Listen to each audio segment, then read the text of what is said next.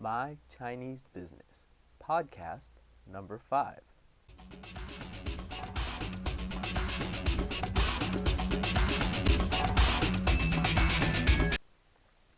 Hi, my name is Sean, or Shawan, and I'm the host of My Chinese Business podcast, and today we have a pretty good show. I thought about today's show for a while, and I feel it's very important. So we're covering today will help people when they first arrive in China, pretty much any part of China, whether you're planning to live there, travel there, do business there, or anything. And what it is two things. The first one is common scams that take place on first arrival. Now I say first arrival because after you've been there a couple months, even a month actually, you've pretty much heard of these, so you won't be taken advantage of. But when you're first there for the first week or two, this is pretty common. The second one is Chinese people want to learn English and interactions. Now, the reason I lump these two together is because they do correlate. Because some of the scams, or many of the scams that you'll first encounter, has to do with what you think is just regular Chinese people wanting to learn or practice English. So let's get started. These are all real-life examples. None of them are made up. They either happened to me or my friends or people I knew in Beijing. The first one I want to talk about is something that happened to myself actually when I was in the Forbidden City in that area. I was walking away from it and I was with another American, and this one lady approached us. She spoke amazing English. And she asked us if she could hang out with us for a while just to practice English. We said okay, no big deal. And then she kept talking. She kept talking about how she wanted to go to a club later and how she had a friend, a very pretty friend that should join us. Me and my buddy basically weren't really interested. We were there just for travel that day. We wanted to see the city. We were studying at a language university. And yeah, we just weren't interested. But she persisted and she kept saying, no, we should hang out all day. I really want to practice my English. My friend, she wants to practice too. And we hung out for about 20 minutes, 30 minutes, and we took her to a bookstore actually and asked her, hey, do you have any recommendations for any books to learn Chinese? And she actually started to get offended. Well, I kind of caught on. I told my friend I think she's a prostitute, and actually when she says hang out and goes to the club, I think she just wants to get a little more intimate setting and have a few drinks in us for her and her friend. I don't think she actually wants to learn any English or practice English. My buddy kept saying, no, her English is perfect, and she keeps telling us about all of her foreign friends. And I kept saying that I don't think those are foreign friends, I think those are clients that she did the same thing with, just met them at the Forbidden City or around that in highly tourist areas, hung out with them, and then later on kind of worked her magic. Well, the thing that was kind of funny is about an hour later from meeting her, after we'd already gone to the bookstore, she started looking around, and we noticed her going off with a bunch of older German guys. And these men were clearly looking for entertainment. And at that point, I was right, because their English was terrible. You could just hear them in the background as they're walking off, yeah. And her being very excited, holding one of them around the arm. So in the end, I'm sure it worked out for her. She didn't get to practice English like she said she was doing, but her sales pitch worked, and she met new clients. For me and my buddy, we had a good story to tell some people. But this is kind of common. But this isn't that uncommon for tourist areas. Other kind of scams are Chinese people meeting tourists and asking them to be tour guides to practice English. They'll say, I'll give you a free tour, and then they'll hang out for an hour and talk about the Forbidden City or talk about the Sun Palace or talk about a tourist spot. And will just say, oh, I want to practice English, I just want to improve my English. And normally the tourist will say, oh, let me give you some money, let me treat you to dinner, let me buy you something to eat. And then the local Chinese person will say, oh, I have my favorite restaurant, the best restaurant in all of Beijing is down this little alley I know of. No other foreigners know about it. It's just local Chinese people. And they'll take them to some little secluded restaurant, and basically it's a scam. After they order, a bill will arrive that will be 1,000, 2,000 renminbi for a little meal that should only be 50, 100 renminbi. Or maybe it's a little tea house where they just had some normal green tea, and a bill will show up for 1,500 renminbi. I've met people that have lost hundreds of dollars because of this. And a bill will arrive, they'll refuse to pay, and then all the cooks and all the waiters will come out with knives and take everything off them, whether it's their watch, their wallet, just anything. Or they'll say, oh, I'm going to get the local police and you'll have to pay, here's the bill, and the foreigner will just want to get rid of it and pay the money. But that's a very typical scam. Another scam that I heard about was a guy that wanted to buy some artwork, and a lady or a little girl, they're normally college age, the ones that do the tours there, took him to a little spot to buy paintings, paid the money. They said they'd bring him to his hotel room after because they wanted to eat dinner and do some more shopping, do some more tourist things. Paintings never arrived, money's lost. I mean, little scams like that. And it always happens in the tourist areas of pretty much every major city. Just someone walking up going, oh, I'd like to practice my English, can I be your tour guide for free? I just don't know any foreigners, please, please, please. They help you out, you feel you should return the favor, buy them anything, and you just get ripped off. If you don't mind losing 100, 200 US dollars, then you can get a tour guide. But to be honest, you can get a regular tour guide for about 100 renminbi at some places, $15. That's pretty normal. Even less in some areas. You can even get a local college student for 30, 40 renminbi, $34. There's many ways to go about doing it, but just to tell everyone, be cautious if some stranger comes up to you and it seems like they're just overly nice, overly helpful. A way to get around this is, this actually happened to me once and another buddy of mine, where someone we thought just wanted to help us, and then afterwards they said, oh, let's go get something to eat, we know this one spot. Well, if you say you don't want to eat that, let's go someplace else, let's go to someplace closer, and they keep insisting, no, we can only go to this one spot, be careful. It's probably a scam. And that happened to me one time when I said, no, I don't want to go to this restaurant, let's just go to this one down here. Oh, no, we have to go to this. Oh, well, I don't want to. The girl started crying. The moment she got that emotional over it, I knew it was bad. I just walked away.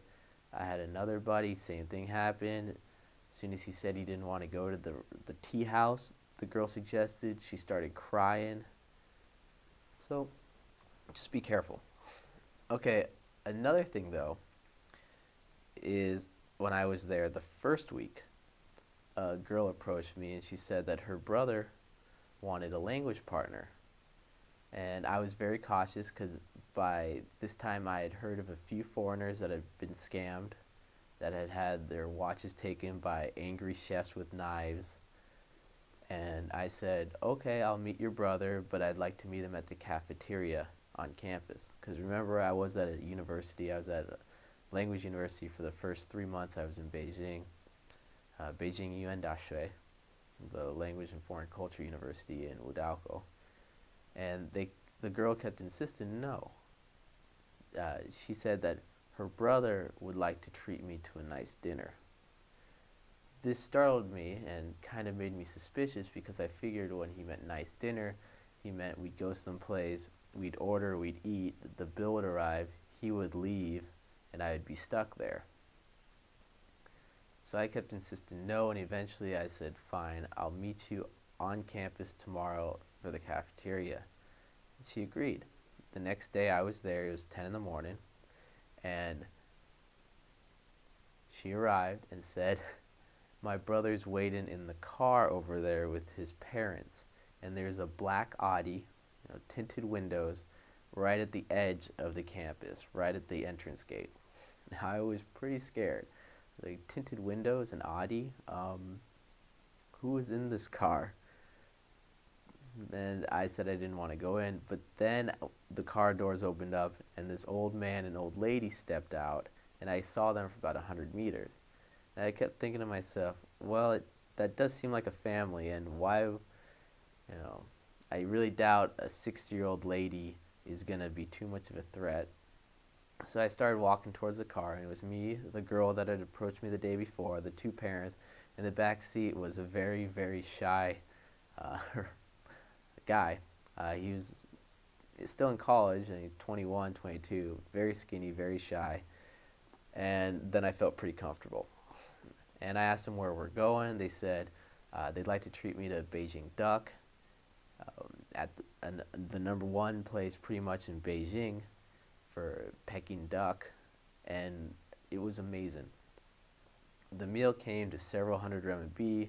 It was probably about $200 the meal just for us, and all they wanted to do was, tell me, we're so happy, our son, his English isn't that good, please help him. And of course their English was terrible as well. But I agreed to meet once every Sunday, and it worked out. I met him every Sunday for the next couple months. He taught me a lot about Chinese and Chinese culture. I was very happy I took that opportunity. The family took me to dinner a couple more times, and I got to know them. And it was kind of funny because one time it was on a Sunday and I was too busy to meet, and I apologized. And the next thing you know, they treated me to an even better dinner, because they kind of felt that I purposely didn't go because I felt I needed something in return to make it a balance. Like, I was helping him more than he was helping me. Even though he was teaching me a little Chinese, we were doing an exchange. But my English, or my Chinese, was such a low level. I'd only studied, when I arrived, and his English he had studied for 8-10 years, so we're doing a lot more English than Chinese. But they treated me to dinner, and when they did that, I went, oh gosh, okay, it's part of the culture, everything has to be balanced here. I help you, you help me, I owe you a favor, you owe me a favor.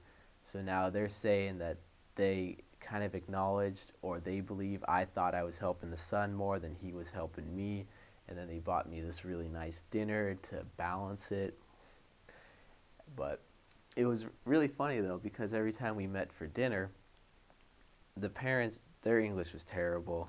The mom couldn't speak any. The dad knew some from work, but he actually grew up learning Russian, which is what they taught most people before English was the requirement in China, was Russian. So a lot of these people now, their parents, 40, 50 years old, they learned Russian growing up, but it's the younger generation that's now forced to learn English. But he only knew enough English to ask me how the weather is in California. So every time we'd have these long 15-minute conversations with him just saying, how's the weather? Does it rain? Does it snow? Is it rain? Snow much? But I could tell he was trying, and I would always smile, and I would try to answer back in Chinese, and it was good times. So I was glad I did take that opportunity, looking back, to make that little risk and meet them. So when you go there, yes, there are a lot of scams, but there actually are some opportunities to meet locals. Just kind of feel it out. So that's kind of the scams. So once again, we went over some prostitutes wanted to learn, telling me they wanted to learn English, but in actuality, they just wanted to kind of feel out customers in a way. Another one was people insisting they'd be tour guides to practice English, and then insisted on going to certain restaurants or tea houses, and a bill would come and you'd be forced to pay an elaborate amount. Either that or be a shopping guide and help you go someplace, but then the goods would never arrive after you purchased them. Or sometimes when they say they want to learn English, they actually do just want to learn English. Yeah. So if you really do want a language partner, which I suggest, because when you arrive there, if you have a language partner, they normally really help you out. Not so much in Chinese, learning Chinese, but in daily life. There's going to be so many problems on arrival, living, traveling that you'll have questions with, that it really helps to have a Chinese person there you kind of know. And a language partner, you'll know them more than anyone else. And they want to hang out with you because the more they hang out with you, the more they help you, the more they get to practice. So, how to go about getting a language partner? Well, first off, it's extremely easy if you're an American or from a Western country. You just look like you can speak English, and people will come up and give you a business card or tell you they have a friend, or say they know someone that wants to learn English. And this happens when you're riding the bus, subway, or just walking in the street. If you're at any language school, the teacher will normally ask you if you want a language partner or if you want to teach English. Why would they do that? Well, one, they have access to many foreigners because all their students are foreigners. But anyone they find a language partner for or a teacher for, that person then owes them a favor. And actually, a lot of these places, if you go and tutor someone or become someone's language partner, they'll treat the person that introduced you to dinner, lunch, or buy them gifts, it's actually kind of a side job in a way. We don't, from a Western point of view, we'd kind of see it as a side job because they're collecting all these favors. But in their sense, they're just helping their friends and making new friends and things like that. It's kind of a different way to look at things. But if you go to any language school, just tell your teacher or she'll approach you and say you'd like a language partner, and you can. I remember I said that to my teacher and she had 4 partners for me the next day. Yeah, pretty incredible. So, but in some situations, honestly, you probably don't want the person to be your language partner. Yeah, did you hear that? Probably don't want the person to be your language partner.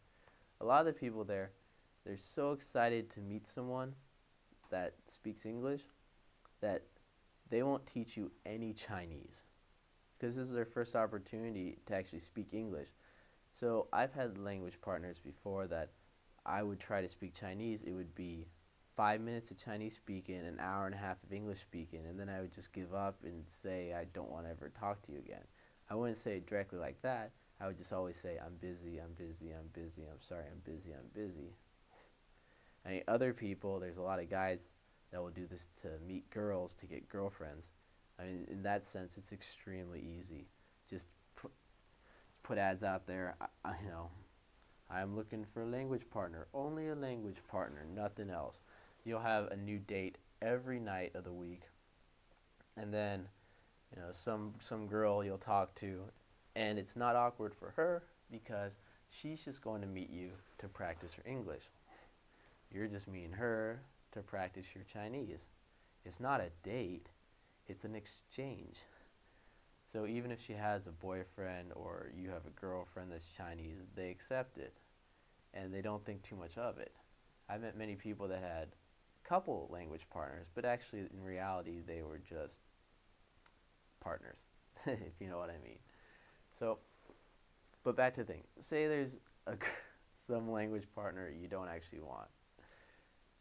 Okay, the easiest way is just to say, sorry, you're too busy and things like that. If you just see someone and the instant you see them you don't want to be their language partner, don't accept any gifts from them from the start. What do I mean by that? Most times the first time you meet, it'll either be at a coffee shop, a park, or a cafeteria, or a restaurant. If it's at a park, it's normally there's a snack shop and the person will come with 2 drinks, or once they sit down, ask if you'd like something to drink, and they'll run off to get it. If it's a coffee shop, Let me buy you a muffin, let me buy you coffee, cafeteria, let me treat you. No matter what, if you're the foreigner, you're the guest, they're going to try to treat you to something right from the beginning. Don't accept it. Just say, no, you're not hungry. No, you're not thirsty. You've already eaten. No, no, no. I remember this one time, this girl said she just wanted to meet me to talk to a foreigner just once. I knew it was a bad situation, but my teacher had asked for me to meet her. So I knew if I had said no at that point, my teacher would have lost face. And my teacher is a really nice person. So I agreed and I said, I'm sorry, I don't have time for another language partner, but I'll meet your friend just once and I'll help her in any way I can, just that one meet-in. But after that, I'm sorry, I just can't. Well, I met her friend. The moment we sat down, she said she wanted to buy me a cup of coffee. We had met at a tea shop, coffee shop. I said, I'm sorry, no, I don't want it. And her jaw dropped. She didn't understand what to do next. But the thing was, I even upped this one. I went and quickly bought her a tea. Now, the tea only cost, I think it was 8 RMB, a little over $1. So I kind of threw away $1, but at the same time I saved the situation. Because after buying her that, it was as if she owed me 2 favors. Think about this. Because one, I just bought her something, so she owed me something for that. And 2, she was asking me to do something for her. So if I had agreed, she would have owed me 2 things, whereas right now, I'm up 1.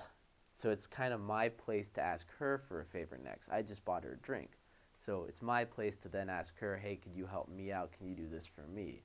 Everything has to stay balanced there. Everything has to stay even. I help you, you help me, even. So when she then wanted me to help her with English, and I said no, she really didn't have any grounds to protest. Now, if she had bought me that coffee and I accepted it, or tea or anything, and then she asked a favor and I denied it, well, I got bad manners. I'm this selfish person. But the way I played the game, she had to drop it right then. So after that, I didn't hear from her again. I told my teacher about it. I was like, oh, I bought her a cup of coffee or a tea, and it was really nice. We talked for about 30 minutes, 40 minutes. She asked if I could help her with English, and I said, I'm sorry, I'm just too busy, but she was really nice. My teacher, she kept face. She's like, oh, okay, thank you for meeting her. I was very happy. Um, and then a couple weeks later, 2, 3 weeks later, I asked my teacher, oh, could you find me someone else? She was all excited to find someone for me, and it worked out. It worked out good. So there you are with the language partners. I mean, once again, if you want to meet someone like a girlfriend or a tour or someone to be a tour guide, because language partners often will be tour guides or shopping buddies or things like that, ask teachers, look online. If you're in Beijing, the Beijinger is a great place. It's a website. It's sometimes blocked, but when it's not blocked or if you have a VPN, it's a great source.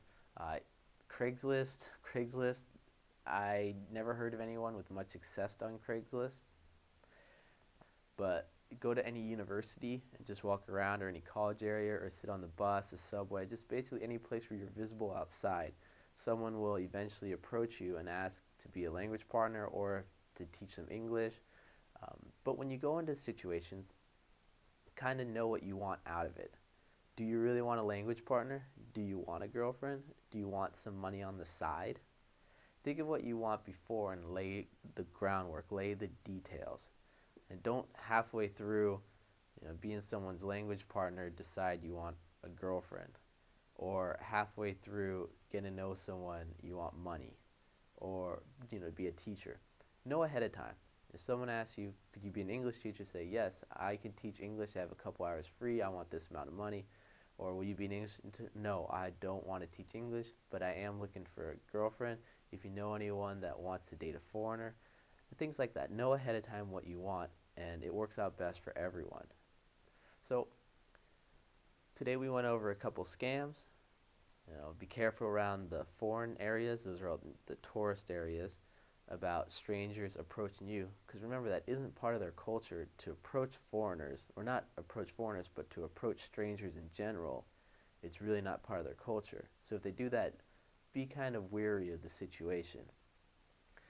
If anyone asks you to go to a certain restaurant, only one restaurant for tea or something, and they won't go to any others, is a scam. Also, if you look at the situation completely, if you're with a whole family, it is a lot safer. If you want a language partner, there's many ways to go about doing it, and they are great. You'll learn a lot about the culture, a lot of the history, a lot about the people there really quickly if you have one. Go to universities, ask people, but just remember what you want out of the situation before getting into it. Okay, so that's the end of the podcast number 5 of My Chinese Business. Go to our website, download us, leave comments, and I will talk to everyone soon. All right, take care. Bye.